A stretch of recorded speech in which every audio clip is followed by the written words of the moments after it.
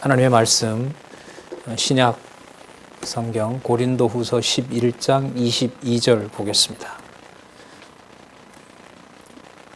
고린도후서 11장 22절입니다. 제가 읽겠습니다. 저희가 히브리인이냐 나도 그러하며 저희가 이스라엘인이냐 나도 그러하며 저희가 아브라함의 씨냐 나도 그러하며 저희가 그리스도의 일꾼이냐 정신없는 말을 하거니와 나는 더욱 그러하도다.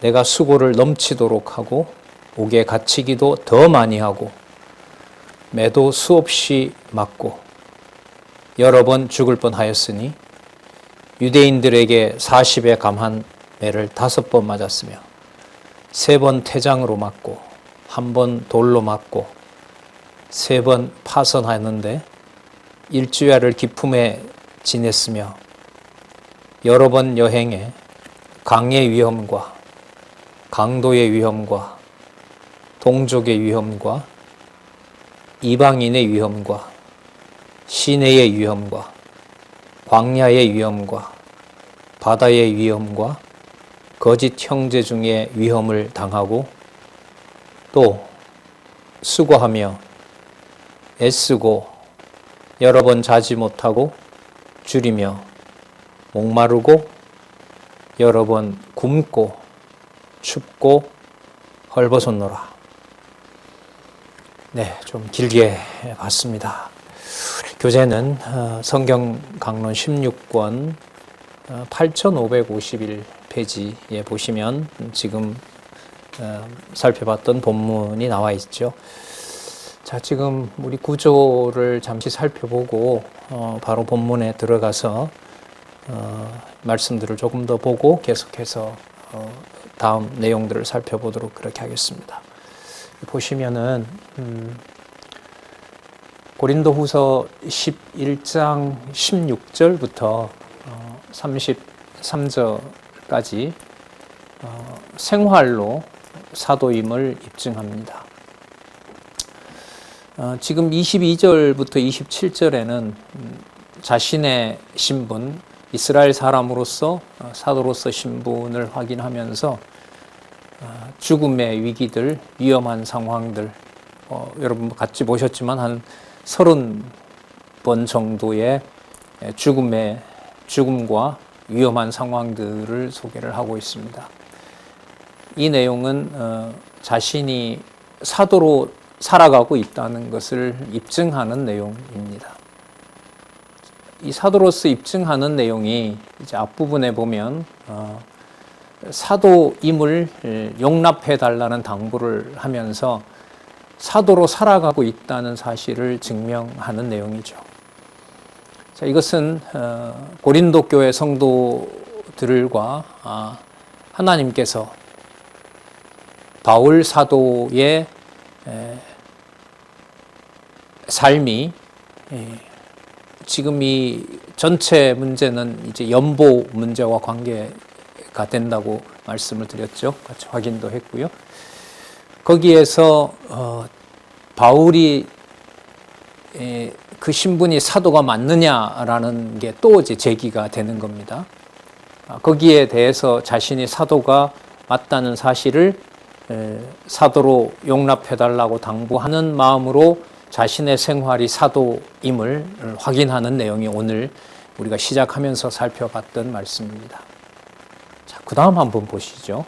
그 다음 이어지는 내용이 약한 것을 자랑합니다. 그럼 앞부분의 죽음의 위기들과 위험한 상황은 하나님께서 바울 사도를 약하게 하신 겁니다. 그리고 그 약한 것이 하나님의 강하심을 증거하는 거기 때문에 그것을 자랑한다라고 얘기를 하고요. 고백을 하고 그리고 그것이 진실임을 하나님 앞에서 자신이 실제 예를 듭니다. 자, 그리고 이제 계속해서 협력을 강권하는 경고를 여기서 이제 이어지면서 계속 하게 되는데요. 계속해서 이어지는 내용은 이제 어느 누구도 체험하지 않았던 환상을 환상과 계시를 바울에게 하나님이 보여줍니다. 다른 사도들도 경험이 없던 바를 바울 사도에게는 보여준 거죠. 그러면 바울은 틀림없이 사도가 맞다. 이 말을 하게 하면서 이제 중요한 내용이 그 바울의 환상과 계시를 보는 특별히 자신이 본 그 내용을 가지고 고린도 교회 성도들을 꼼짝없이 하거나 다른 사도들보다 더 뛰어난 어떤 면이 있다라고 얘기를 하게 되면 바울로서는 하나님의 능력을 자랑할 수가 없습니다. 그 내용들을 우리가 이제 따라가면서 이제 살펴볼 텐데요. 그 모든 내용들이 건덕을 위해서 하나님의 교회를 하나님이 세우시고 하나님의 복음으로 그리스도로 말미암아 세워진다는 사실을 확증하고 이제 예루살렘에 보내는 연보가 아름답게 그리고 고린도 교회 성도들과 바울이 한 마음으로 그 연보의 일에 동참함으로써 연보의 본래 성취를 이루신 그리스도의 풍성함을 깨닫게 하는 내용으로 13장까지 계속 이어집니다. 그러면 우리 아까 살펴봤던 같이 봤던 11장 22절에서부터 27절까지요. 바울의 감정이 강하게 반영이 되죠. 자, 아마 22절 같은 경우에 히브리인이냐, 이스라엘 사람이냐, 아브라함의 시냐 이렇게 이제 반문을 하는 걸 보면 저 사람 진짜 히브리인 맞냐, 이스라엘 사람이 맞느냐, 아브라함의 후손이 맞느냐 이런 이제 시비가 있었다고 할 수가 있겠죠. 자, 그리고 23절에 보면 그 사람 그리스도의 일꾼이 아니다라는 말도 나온 것 같아요. 자, 거기에 대해서 정신없는 말을 한다고 하면서 나는 더욱 그러하다. 나는 그야말로 그리스도의 일꾼이다라고 얘기를 합니다. 그러면서 이제 자신이 생활에서 겪은 하나님의 교회, 그리스도의 몸된 교회를 위해 자신이 겪었던 바를 이제 소개합니다. 이게 만약에 바울의 자랑이 되면서 자신이 한 이러한 일 때문에 고린도 교회가 자신에게 벗어나지 못하고 자기 말을 들어야 된다고 본다면 사도 바울로서는 온당한 것이 아니죠. 자신이 고생한 것 때문에 다른 사람들이 그 앞에 복종한다는 것은 그리스도의 권위 앞에 복종하는 것이 아니라 사도 바울의 공로 앞에 무릎을 꿇게 되는 거죠. 어떤 철학자가 그렇게 얘기를 해요. 사람들을 무릎 꿇게 하는 방법이 두 가지가 있는데 하나는 바로 면전에다가 총칼을 들이대는 겁니다. 그리고 굴복하라고 폭력을 쓰게 됩니다. 또 하나 방법이 있는데요. 그건 바로 뭐냐면 그것을 바라보는 사람들이 도저히 할 수 없는 도덕적인 행위를 온몸으로 하게 되면 사람들이 거기에 굴복한다는 겁니다. 이른바 세상에서 말하는 성인 군자들이라는 사람들은 일반 사람들이 보통 할 수 없는 고생과 또 많은 사람들을 위해서 자신을 던질 때 성인 추앙을 하게 되는 거죠. 자, 만약에 사도 바울이 지금 여기 한 30가지 정도 되거든요. 24절에서부터 나와 있는 27절까지 내용들이 이렇게 한번 헤아려 보면 소개한 것만 그 내용만 30가지니까요. 뭐 더 많다는 얘기죠. 읽으면서도 바울 사도를 이렇게까지 몰아치면서도 고린도 교회 성도들은 한편으로 오해하게 하시는 그 하나님의 섭리가 두렵기도 하고 또 심오하기도 하다는 생각을 동시에 하게 됩니다. 진리를 전하는 하나님의 그 복음의 사역자들을 하나님께서 하나님의 방법으로 다스리시죠. 지금 24절부터 보면 40에 하나 감한매는 40은 여러분 때려서 죽인다는 뜻이잖아요. 그걸 이제 목숨만 살려두는 그런 매라고 할 수 있죠. 5번 맞았고요. 3번 태장으로 맞았고, 그 이른바 곤장이라 그러죠. 매를 맞는 거죠. 그 다음에 돌에 맞은 적도 있고요. 그 다음에 파선은 3번이나 했고요. 그리고 일주야를 기품에 있었다고 하니까요. 그 요나처럼 배가 파선해서 기절해 있었겠죠. 아마 이게 죽었는지 살았는지 모를 지경인 거고요.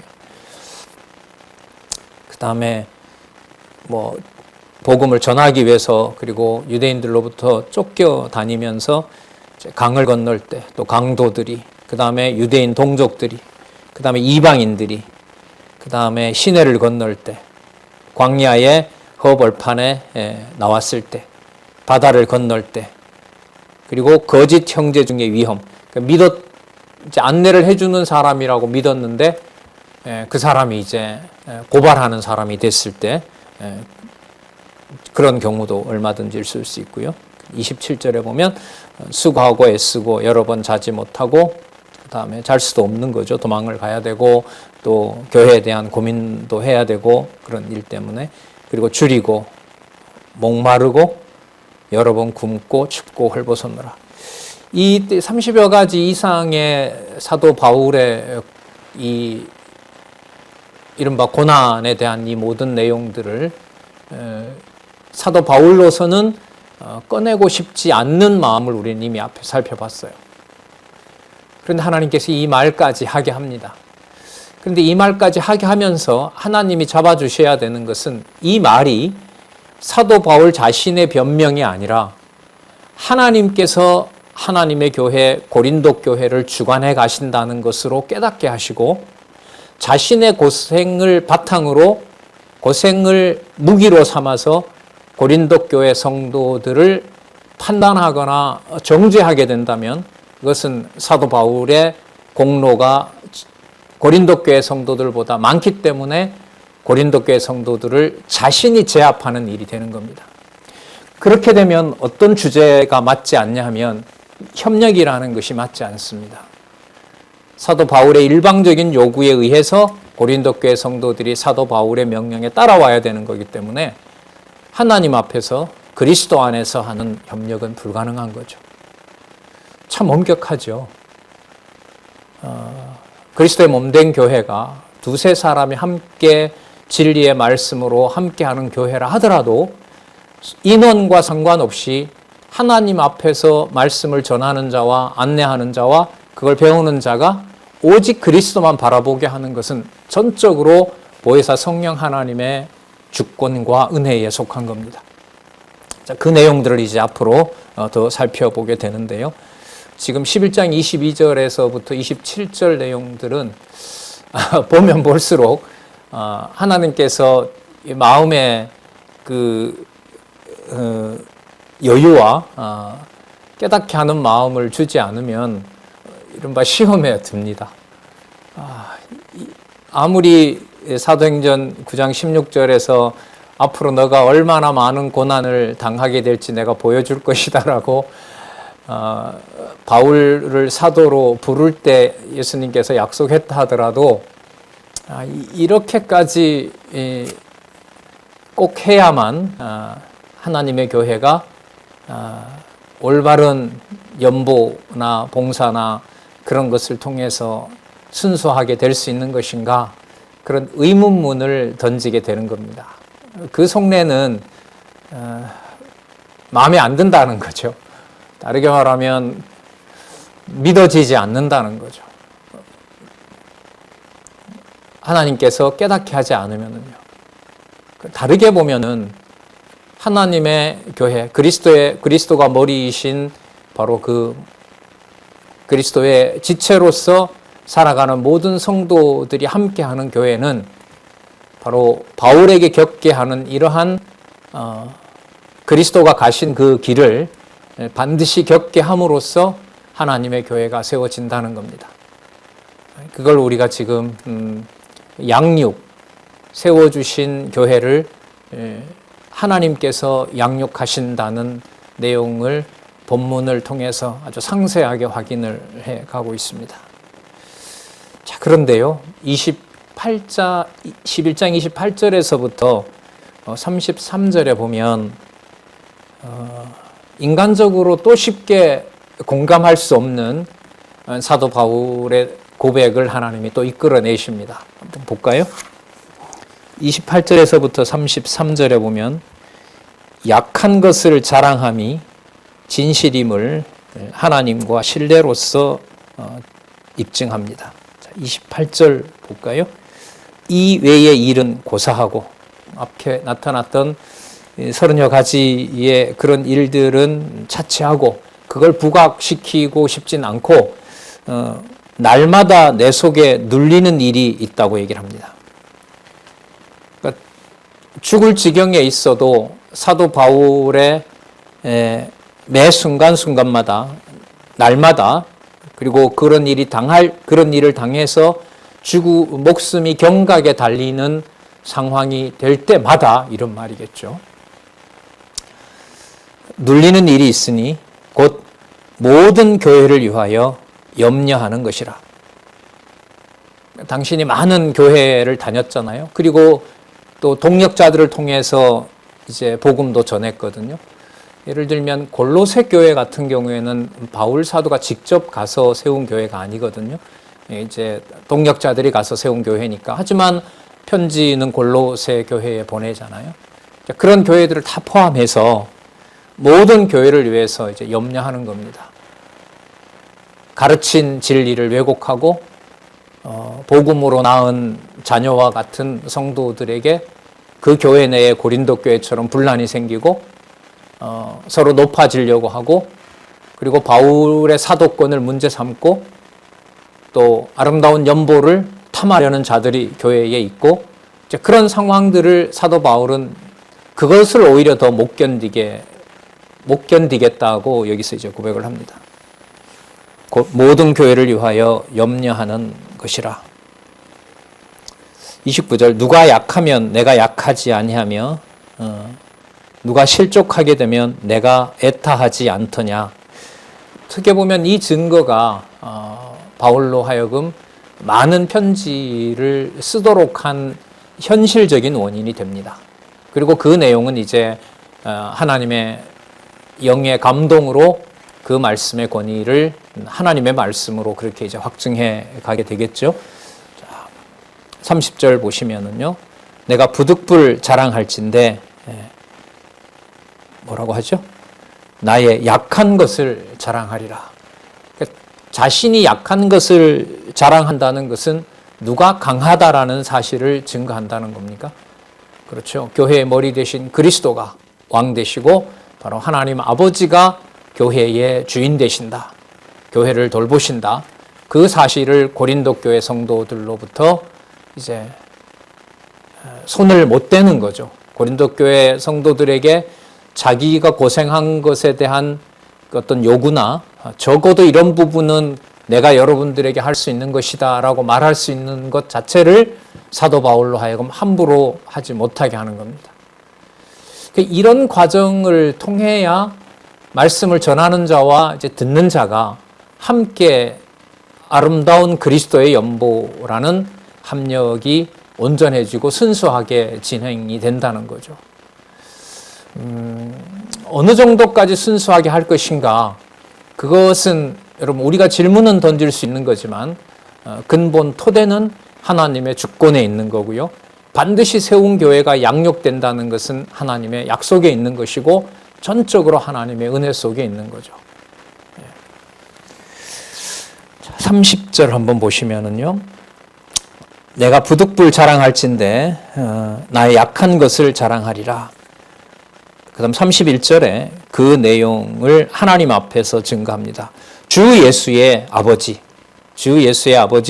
자, 곧 영원히 찬송할 하나님이 나의 거짓말, 내가 거짓말을 아니하는 줄을 아시느니라. 그럼 지금까지 오늘 살펴봤던 말씀의 결론은 이 모든 말씀을 누가 쥐고 바울로 하여금 깨닫게 하신다는 거죠? 그렇죠.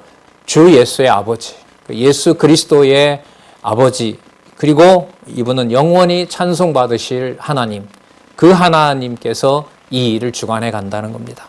아까 30절에 보면 나왔었죠. 나의 약한 것을 자랑하게 된다. 좀 약한 것을 자랑한다는 것이 하나님이 강권하지 않으면, 하나님께서 그 마음을 이끌어가지 않으면 이거는 100% 자기 자랑이 됩니다. 그래서 바울은 그 태도가 하나님 앞에서 자신이 고생한 얘기를 하는 것이 이제 성도들에게 부담이 된다라는 사실을 계속해서 조심하도록 하는 거죠.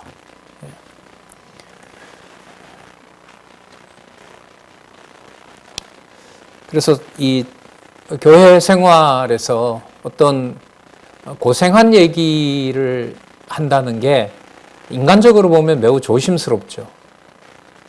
그리고 어떤 고생스러운 얘기를 또 교회를 위하여 고민하고 또 물질적으로 또 시간이나 어떤 많은 시간들을 교회를 위해서 그 시간을 보냈다는 것을 스스로 얘기하거나 남들 그렇게 한 분을 소개할 때 이걸 조심스러워 할 수밖에 없는 게 바로 이러한 면 때문에 그런 거죠.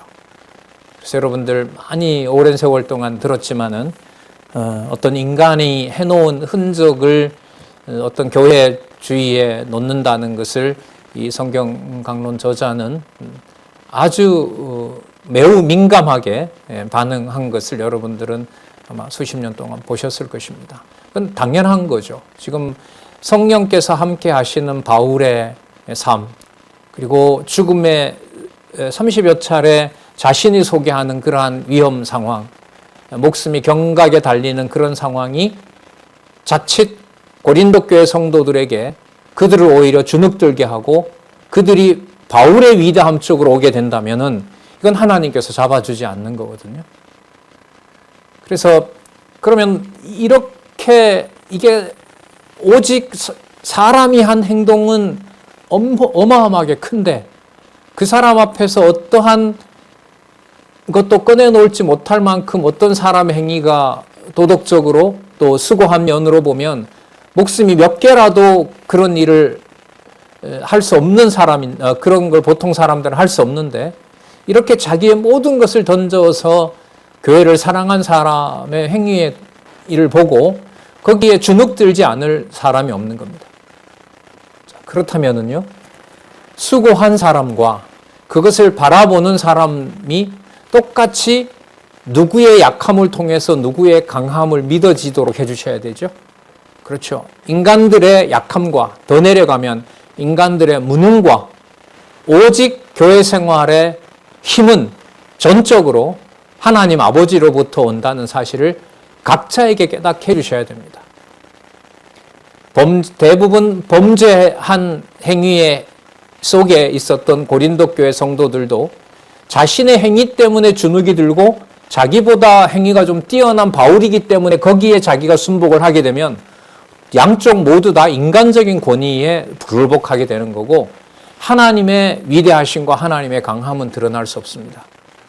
그러면 하나님의 강함이 드러난다는 말은 사도 바울의 고생을 뛰어넘어서 또 범죄하고 또한 사도 바울을 배신하고 말씀에 소홀히 하고 어떤 다른 방법을 찾을 수 없도록 나약한 고린도 교회 성도들 그들도 자신들의 행위를 뛰어넘어서 하나님께서 하시는 놀라운 위대한 능력을 서로에게 깨닫게 해주셔야 되는 겁니다.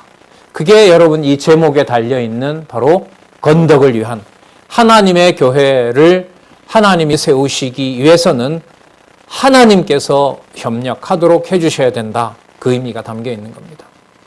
뒤에 보면 이제 바울이 다른 사도들이 받지 않은 환상과 계시도 나오는데 마찬가지죠. 그 내용에 가면은요, 바울 사도가 실제로 내가 봤던 말할 수 없는 말 또 들어봤던 그 내용들을 내가 이제 삼가하겠습니다라는 말을 실제로 여러분 12장에 가서 하게 합니다. 거의 천국에 대한 분명한 실체들을 사도 바울에게 보여준 것이 분명한데 바울로 하여금 그 말을 하지 못하게 합니다. 왜요? 거기서 더 나가게 되면 고린도 교회 성도들이 사도 바울을 자신들과 질적으로 다른 사람으로 취급할 우려가 있거든요. 그래서 바울을 배신했던 것을 바울에게 반성하는 것과 사람에게 반성하는 것과 하나님 앞에서 인간의 무능력을 깨닫는 것은 여러분 전혀 다른 차원입니다. 제가 큰 과실을 저질러서 여러분들에게 용서를 구해서 여러분들이 뜨겁게 저를 사해 주셨습니다. 용서해 주셨어요. 자, 그렇게 됐을 때 제 마음은 내 눈에 보이는 여러분들이 제 마음을 편안하게 해준 것이지 하나님 앞에서 내가 나약하다라는 것을 동시에 깨달을 수는 없습니다. 그러나 우리는 교회 내에서 전자의 그런 어떤 서로 관용이 베풀어지는 것을 바로 하나님 앞에서의 용서라고 스스로 생각하고 싶거든요. 그런데 지금 이 고린도 교회 상황을 보면 그렇게 쉽게 호락호락 하나님의 교회가 또 성도들이 서로 협력하게 하는 것이 지금 바울의 이 고난 상황을 보더라도 쉽게 짐작할 수가 없습니다. 그렇기 때문에 귀한 거죠. 성도 하나가 작은 일에, 성도들 서너 명이 작은 일에 자신의 무능력을 깨닫고 하나님께서 모든 것을 은혜로 그리스도의 통치로 하나님의 자녀로 살아갈 수 있도록 은총을 베푸셨다는 그 말씀이 작은 일에서 깨달아지는 것이 얼마나 귀중한 것인가를 우리가 다시 생각하게 되는 거죠. 그래서 작은 일이다, 큰 일이다. 작은 일은 우리가 쉽게 보고 쉽게 말할 수 있고 좀 작다, 크다도 상대적으로 참 모호하지만은요. 좀 규모가 크거나 그런 일에 대해서는 이 일은 하나님께서 하셔야 된다. 하나님께서 주셨다. 그런 사고는 이분법인 거죠. 자, 계속 볼까요? 자, 그래서 12장에서부터 13장에 협력을 강구하는 내용이 나오는데요. 본문 좀 더 봐야겠죠. 31절에 조금 전에 살펴봤고요. 31절은 32절 다메섹에서 아레다 왕의 방백이 나를 잡으려고 다메섹 성을 지킬세 내가 광주리를 타고 들창문으로 성벽을 내려가 그 손에서 벗어났노라. 교회를 두고 도망친 거죠. 그 들창문, 작은 창문이잖아요. 그 작은 창문에 광주리를 타고 신변의 위협을 느끼자 다메섹에 있는 형제들을 두고 본인은 도망친 거잖아요. 이 얘기를 왜 하느냐?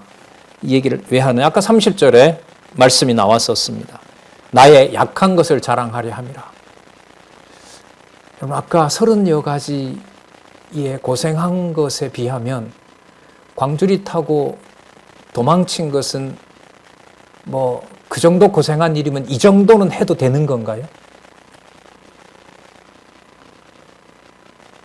그렇게 죽을 고생을 다해서 하나님의 교회를 사랑하도록 했으면 이 정도 광주리 타고 도망치는 것쯤이야. 안 그래도 수십 번 죽을 위협을 겪었는데 이 정도까지 이렇게 책비스러워할 거 없습니다. 다른 거 더 잘하시니까 다른 데 목숨을 걸고 사시니까 괜찮습니까? 그렇게 말해도 되는 겁니까? 아니죠. 그러니까 아까 수십 번 죽을 뻔 고비를 겪는 것도 자신의 약함을 통해서 하나님의 강함을 드러내려는 거고요. 지금 부끄럽게 도망친 이 사실도 그렇게 내가 많은 것을 했다 하더라도 그 많은 것을 했기 때문에 이런 일 정도는 제가 해도 됩니다. 이런 의미가 아니잖아요. 그러면 작은 일이나 큰 일이나 목숨을 거는 일이나 아니면은 우리가 지나왔습니다만 고린도 교회 성도들이 오해할까 봐 평생 고기를 먹지 않겠다고 하는 그 내용이나 고기 먹지 않는다는 것은 사도 바울이 자기가 결심하면 되는 거고 수십 번 죽는 위험을 겪게 되는 것은 그것은 하나님이 도와야 되는, 하나님께서 도우셔야 되는 거고 그런 겁니까? 아니죠. 아니에요. 일체 모든 교회를 위한 하나님의 교회를 세우시는 하나님의 섭리에 있어서 그런 역사에 있어서 작은 일이건 큰 일이건 간에 전적으로 자신의 약함을 통해서 하나님의 강함, 그리스도가 교회의 머리 되신다는 그 진리는 어느 경우에라도 예외 없이 하나님께서 깨닫게 해주셔야 돼요. 자, 아까는 죽을 고생을 30여 차례 위험을 포함해서 그렇게 소개를 했는데, 이 12장, 13장에 가면 사도 바울이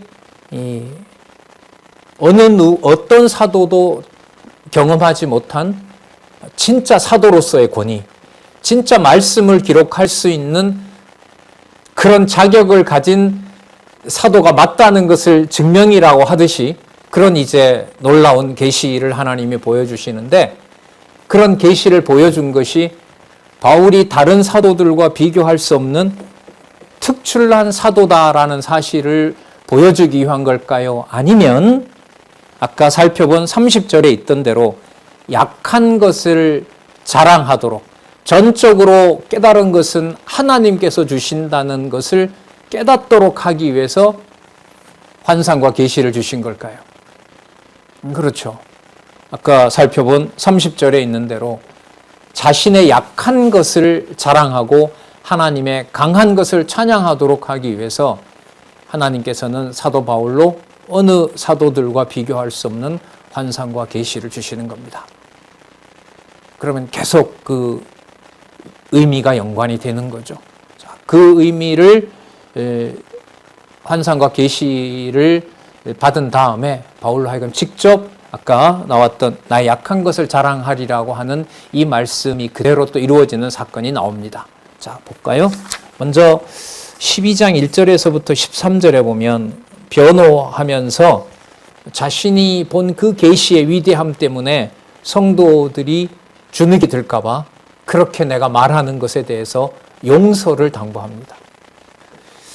참 여러분, 지적으로 교만한 태도에서 지적으로 많은 사람들을 유익하게 하면서 교만하지 않도록 하는 것은 조심하면 될까요? 아니죠. 지금 우리가 살펴볼 내용이 그 내용입니다. 자, 12장 1절에서부터 6절, 체험한 환상과 계시를 자랑하다가 지나치지 않게 결국 자제하게 합니다. 자, 12장 1절, 무익하나마, 무익하다 그러죠. 왜냐하면 이게 자기 자랑이 될까 봐. 어쨌든 이 소식을 듣는다는 것은 야, 진짜 바울이 위대한 사도가 맞구나, 이걸 온몸으로 느끼는 거거든요. 자, 물론 이제 거기에 대해서 나중에 그것 때문에 하나님께서 나를 높이도록 하지 않고 나를 낮추셨다. 그래서 육신의 가시를 사단을 보내서 줬다. 이제 그 말씀으로 연결이 됩니다. 무익하나마 내가 부득불 자랑하노니, 주의 환상과 계시를 말하리라. 여러분, 환상 같은 경우에는 이렇게 눈으로 보이는 거고요. 계시 같은 경우에는 이제 음성이나 이런 걸로 하나님께서 이제 가르쳐 주시는 그런 내용이겠죠. 자, 보고 듣는 모든 것을 환상과 계시라고 할 수가 있겠죠. 2절에 보시면 내가 그리스도 안에 있는 한 사람을 아노니, 결국 이게 바울인데 왜 이런 표현을 쓸까요? 14년 전에 그가 셋째 하늘에 이끌려 간 자라. 그가 몸 안에 있었는지 몸 밖에 있었는지 나는 모르거니와 하나님은 아시느니라. 자, 3절, 내가 이런 사람을 아노니 그가 몸 안에 있었는지 몸 밖에 있었는지 나는 모르거니와 하나님은 아시느니라. 이게 이제 바울 자신을 말하는 거거든요. 그러니까 이걸 하나님께서 계시와 환상을 보여주셨기 때문에 사도 바울 자신은 거기에 자신이 무엇을 주도해 가거나 자신이 무엇을 거기에 능동적으로 하거나 이런 것들이 없는 거예요. 일방적으로 하나님께서 보여주시는 내용이기 때문에. 그리고 이제 셋째 하늘에 대해서는 8557페이지에 여러분 설명을 하고 있습니다만은 우리가 보는 이 하늘도 아니고요, 궁창도 아니고요, 궁창 너머에 있는 그 세 번째 단락에 보시면 영원한 세계의 신령한 하늘이라고 얘기를 하죠. 나중에 요한 계시록에서 임하는 새 하늘과 새 땅, 바로 새 예루살렘, 바로 그 천국을 말한다고 할 수가 있겠죠. 그 상황을 보여준 겁니다. 그리고 그 세 번째 단락에 보시면은 세 번째 단락 중간쯤에 보면 이런 표현이 나오죠. 그가 몸 안에 있었는지 몸 밖에 있었는지 나는 모르거니와 하나님은 아시느니라고 했는데, 자, 거기 주석을 한번 볼게요. 밑에서부터 9번째 줄입니다. 밑에서부터 9번째 줄. 이는 공간 세계를 내재적으로 초월하는 영원 세계이므로, 자, 이게 내재적으로 초월하는 영원 세계라는 말은 뭐냐면 실제로 사도 바울은 이 땅에 있잖아요. 하지만 자신이 보고 듣는 내용들은 어디에 속한 게 아니에요? 이 땅에 속한 게 아니죠. 그걸 뭐라 그러냐면 내재적으로 초월한다는 겁니다. 그러니까 몸은 이 땅에 내재해 있는데 그 몸을 통해서 몸은 이 땅에 있지만은 그 환상과 계시를 통해서 하나님이 데려가서 보여준 것은, 바울에게 보여준 것은 그 이 땅에 속한 바울은 아니겠죠. 이 땅에 있는 눈과 귀를 가지고는 볼 수 없는 거니까. 그러나 실제로 현실적으로 우리처럼 이런 시공간에 있지만은 보여준 세계에 사도 바울을 데려간 세계는 바로 시공을 초월해 있는 세계인 겁니다. 그 두 가지 사건을 사도 바울이 직접 겪었지만 겪은 내용은 어디에 있는 세계가 아니다. 이 세상에 있는 세계가 아니다. 그걸 여러분 내재적으로 초월한 영원한 세계라고 얘기를 합니다. 그렇죠. 여러분 저희들 창세전 우리 알아요? 몰라요? 모르죠. 하지만 창세전 사건이 믿어지죠. 저에게 믿어진단 말이죠. 제가 이 땅에 태어나기 전에 하나님께서 나를 하나님 자녀 삼았다는 게 믿어진단 말이에요. 여기에 있는 이 몸으로 창세전에 그리스도 안에서 선택된 나가 있다는 사실이 믿어진단 말이죠. 그게 여러분 여기에 있으면서 창세전 그리스도 안에서 하나님 자녀된 사건이 믿어지는 내 존재, 이미 있었던 하나님 자녀로서의 나의 존재의 근원, 그걸 한마디로 말하면 이 강론집에서는 내재적으로 초월했다. 내재적으로 초월한 영원 세계라고 얘기를 하는 겁니다.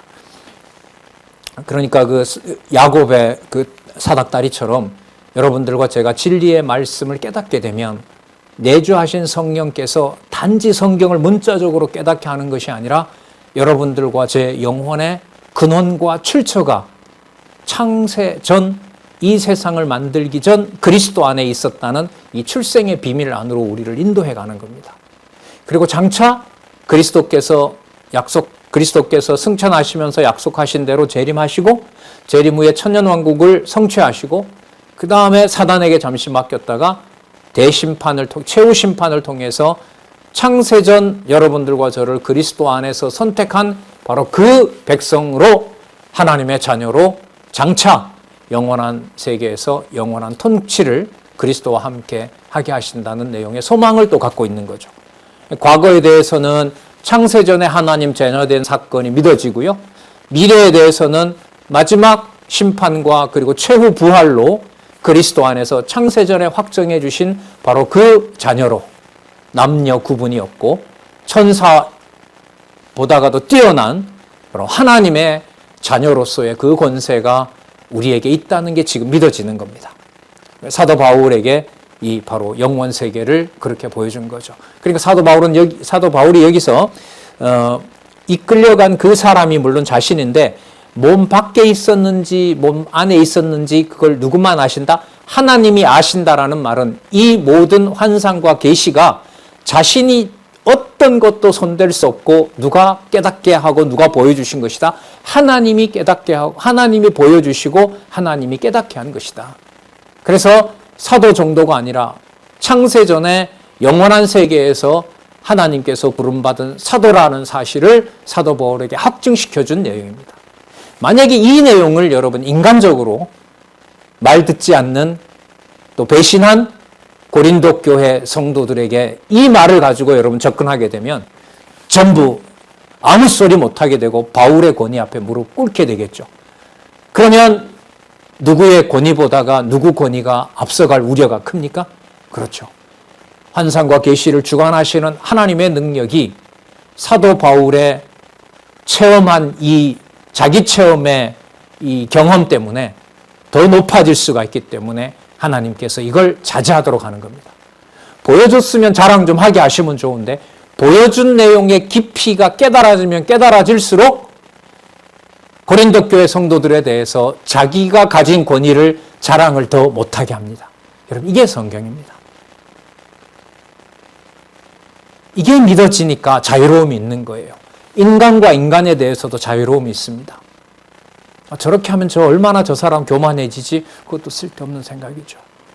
하나님께서 환상과 계시를 3층 천에 해당하는 천국을 보여주셨는데 사단의 사자를 보내서 사도 바울을 낮추시잖아요. 그러니까 여러분, 교회 생활에서, 가정교회에서부터 이래라 저래라라고 하는 명령을 우리가 함부로 할 수 없는 것이, 이렇게 살아 계셔서 하나님의 교회를 하나님께서 인간을 낮추어서 합력하게 하신다는 게 믿어지기 때문에 시간이 좀 더디고 답답하더라도 자기 감정을 격하게 이렇게 하라라고 말할 수가 없게 되는 겁니다. 엄격하고 자유로움이 있으니까 너무 좋고, 이게 끊임없이 교차한다고 볼 수가 있겠죠. 자, 4절 볼까요? 그가 낙원으로 이끌려가서 말할 수 없는 말을 들었으니, 참 표현이 재미있죠. 말할 수 없는 말이에요. 그러니까 이게 인간의 언어로 드러낼 수 없는 말이죠. 사도 바울이 비록 편지로 성도들에게 그리스도의 복음을 깨닫게 하는 진리를 기록하겠지만 그 너머에 있는 언어로 말할 수 없는 차원을 하나님께서 보여준 거죠. 그래서 여러분, 성경 계시라고 하는 것은 전통적으로 그렇게들 얘기를 하죠. 영원한 하나님의 뜻을, 하나님의 존재와 하나님의 사역을 이 땅에 있는 백성들이 깨달을 수 있도록 문자로 기록했다라는 사실을 강조합니다. 왜냐하면 지금 이런 경우처럼 말할 수 없는 말로 표현할 수 없는 영원한 세계, 인간의 언어로 담을 수 없는 바로 그 차원이 있기 때문에 그렇습니다. 그러니까 그 차원이 있기 때문에 기록한 이 말씀이 바로 기록할 수 없었던 바로 그 영원한 세계에 대해서 깨닫게 한 만큼 소망하게 하는 거죠. 깨닫게 한 만큼, 기록한 말씀이 깨달아진 만큼 말할 수 없는 바로 세계에 대해서 소망을 갖게 하고 기대하게 하는 겁니다.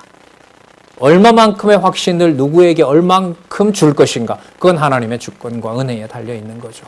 그렇기 때문에 이렇게 안내했는데 왜 이렇게 모르냐라고 하는 것은 통하지 않습니다. 여기에서 사도 바울이 1년 8개월을 쏟았잖아요. 1년 18개월, 1년 6개월을 고린도 교회에 많은 동역자들 동원해서 쏟았는데, 이 차원에서 봤을 때 사도 바울이 이렇게 고린도 교회 성도 당신들에게 전했는데 어떻게 이렇게 모르세요라고 다그칠 수가 있을까요?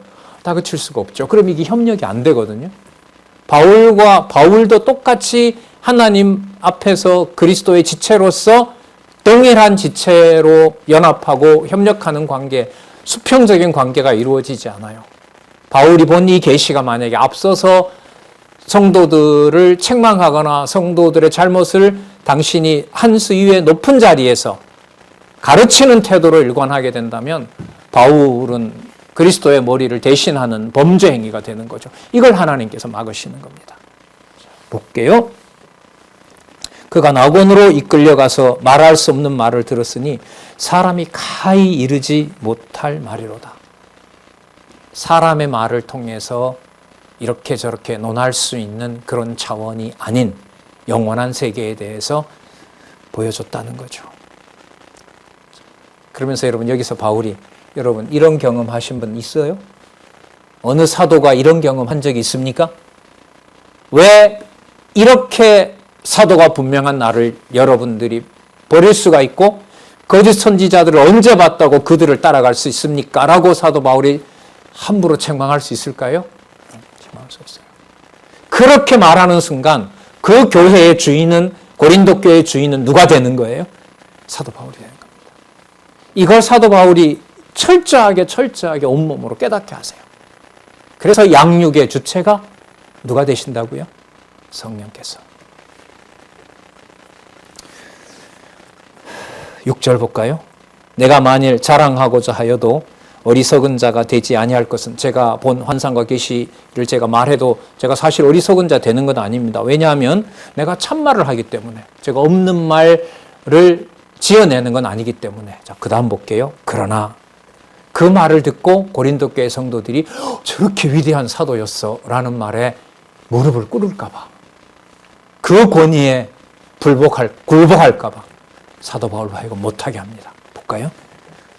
자, 그러나 누가 나를 보는 바와 내게 듣는 바에 어떻게 지나치게 생각할까 두려워하여 어떻게 한다? 그만두게 된다. 그만두게 된다. 나를 보는 바와 내게 듣는 바에 지나치게 생각할까 두려워하여 그만두게 된다는 거죠. 여러분, 사도 바울을 만나면은 사도 바울을 면전에 뒀을 때는 사도 바울의 태도가 볼만했어요. 진짜 보기에 부담될 정도였어. 부담될 정도로 비천했어요. 비천했었죠. 그리고 가서 듣는 얘기, 오늘 이 내용으로 보면 바울이 보통 경험을 합니까? 어느 누구도 경험할 수 없는 것을 경험하도록 합니까? 후자이잖아요. 그러면 면전에다 두고 사도 바울을 오해해서 사도 바울이 하나님이 세우신 사도가 아니라고 하는 것을 아니라고 부정하는 것도 걱정이 되고, 자신이 본 환상과 계시 때문에 사도 바울의 권위가 인간적으로 높아질까 봐 그것도 고민이고, 이 두 가지 모두 다를 하나님께서 경계해 주셔야 되는 거예요. 자, 설명을 한번 읽어볼게요. 자, 어디를 보시냐면 8558페이지를 한번 보시기 바랍니다. 두 번째 단락의 세 번째 줄입니다. 8558페이지 두 번째 단락 세 번째 줄에 바울은 자신이 신령적인 것이나 육신적인 것을 막론하고 자랑한다 할지라도 사실을 자랑하는 것이므로 어리석은 자가 되지 아니한다는 것이다. 그런데 바울 자신이 어떠한 자랑도 하지 아니하는 이유는 신령적인 환상과 계시들을 자랑하면 사람들이 바울 자신을 지나치게 위대한 존재로 생각할까 봐 두려워하고, 그래서 말을 못하게 합니다. 그러니까 여러분, 성경신학은 진리를 많이 축적했다고 그 모든 것을 다 꺼내게 하진 않아요. 그러니까 지식주의에 빠진다라는 비난을 많이 하잖아요. 그거는 주관에 가시는 하나님의 능력을 모르기 때문에 하는 소리예요. 자, 그 다음 볼게요. 반대로 육신적인 무능함을 자랑하면 사람들이 바울 자신을 지나치게 천대할까 두렵기 때문이라는 뜻으로 말한 것이다. 그러니까 자신의 강한 모습이나 환상과 계시를 보는 강한 모습이나 자신이 비천한 모습으로 있는 것이나 그 두 가지 모두 다 하나님 앞에서 일하는 하나님의 사도라는 사실을 가로막는 장애물이 될 수 있습니다. 하나님께서 보호하지 않으면. 만났을 때 저런 모습이 무슨 사도야. 그래서 사도 바울이 전하는 복음을 안 들으려고 해요. 이것도 문제잖아요. 자, 그럼 가서 전하는 내용으로 보면 바울이 이런 사람이었어? 우리가 함부로 대했네. 정말로 위대한 사람이네, 사도 바울이. 이렇게 돼도 하나님이 세우신 사도를 바로 못 보는 거예요. 그리고 이 양자, 극과 극, 아주 비천한 모습에서 비천한 것 때문에 넘어지고, 너무 위대한 경험을 했기 때문에 그 위대한 경험 앞에서 주눅이 들어서 넘어지고, 이 극단을 하나님께서 사도 바울과 성도들의 관계를 모아주셔야 하나님 앞에서 연보와 같은 아름다운 합력이 일어나는 겁니다. 한번 고민해 보시기 바랍니다. 저런 게 이상이지, 저게 어떻게 가능한가? 하지만 여러분, 40년 말씀운동의 역사를 돌아보고 많은 함께하는 여러분 동력자들과 지체들이 사람이 했다라고 결론 내리는 분은 거의 없습니다. 그럼 누가 해 가신다는 것을 우리들이 바른 안내를 받고 있는 거죠. 하나님이 하게 하시는 일로 하나님의 능력이 드러난다고 우리들은 고백할 수 있게 된 거죠. 감사한 거죠. 12장 7절부터 하나님께서 사도 바울을 낮추시고 하나님께서 고린도 교회 성도들과 사도 바울을 하나로 만들어 가시는 하나님의 묘수가 나타납니다. 다음 시간에 보겠습니다. 12장 7절부터요. 자, 기도하겠습니다. 하나님 아버지, 감사합니다. 인간들이 보고 듣는 경험에 서로 종이 되지 않도록 하시는 하나님의 놀라운 섭리를 이 시간 두려움과 찬양을 드립니다. 오직 진리의 말씀에 또 기록한 말씀에 지혜와 명철을 더하셔서 하나님의 교회, 비록 이 세상에 있다 하더라도 가정교회에서부터 하나님의 능력이 드러나고 하나님의 살아계신 능력의 영광이 모든 지체들을 통하여 그들의 행동과 그들의 삶에서 드러난다는 것을 깨닫는 지혜와 명철을 주시옵소서. 비천한 모습에서 무시하지 말게 하시고 인간적으로 위대한 일을 통해서 인간적인 위대함에 빠지지 말게 하시고 오직 하나님의 능력만 찬양할 수 있도록 우리를 붙잡아 주시고 더욱더욱 진리만 사랑할 수 있도록 인도해 주시옵소서. 예수님의 이름으로 기도드렸습니다. 아멘. 네, 수고하셨습니다.